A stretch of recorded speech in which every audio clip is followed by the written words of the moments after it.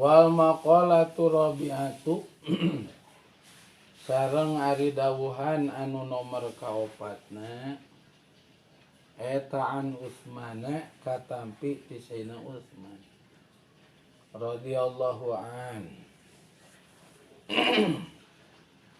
Pidawuh anu nomor kaopatna dina kitab Nasaihul Ibad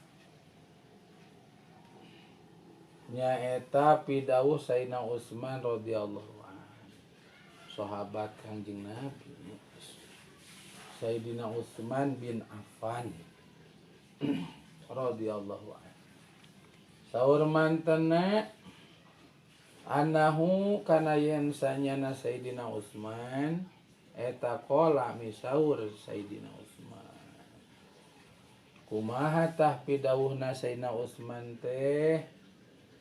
Alamatul arifina samaniyatu asya. Alamatul arifina samaniyatu asya kana lapad alamatul arifin. Alamatul arifina ari ciri jalmi anu wawuh kabeh ka Gusti Allah eta samaniyatu asya. Dalapan pirang-pirang perkara. Mantena nyipatan jalmi anu tos ma'rifatullah.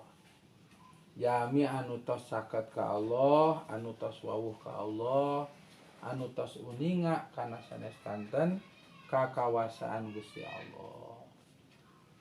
Tah jalmi anu ma'rifatullah ku Sayyidina Utsman radhiyallahu an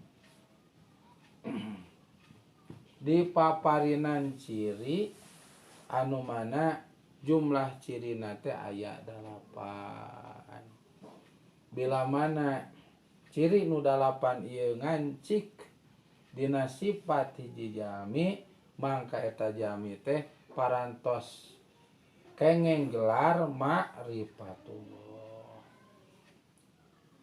Qalbuhu kahiji anu ari hatena arif jama anu ma'rifat teh ail arifi tegasna jama anu uninga kana kakawasaan Allah eta mal khaufi sarta hawa sarta sieun warojai sarta roja sarta ngarep-ngarep warojai sarta warojai jeung ngarep-ngarep kana rahmat Allah. Nomor kahiji jama anu ma'rifatullah teh kagungan manah kasifatan kudua rupi. Kahiji nama anak nata aya khauf.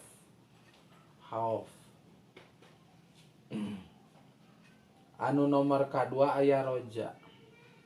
Wa aslul khaufi jeung ari asalna khauf eta ma'rifatul qalbi.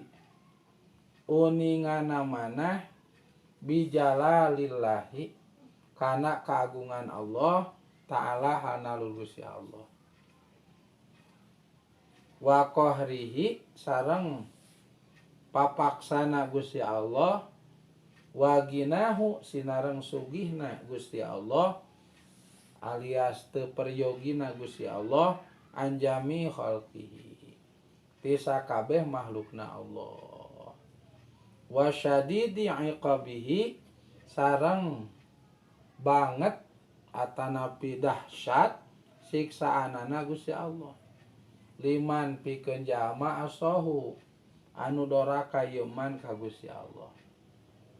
Panasa'a mangka bijil min hadhil ma'rifati tina ieu ma'rifat naon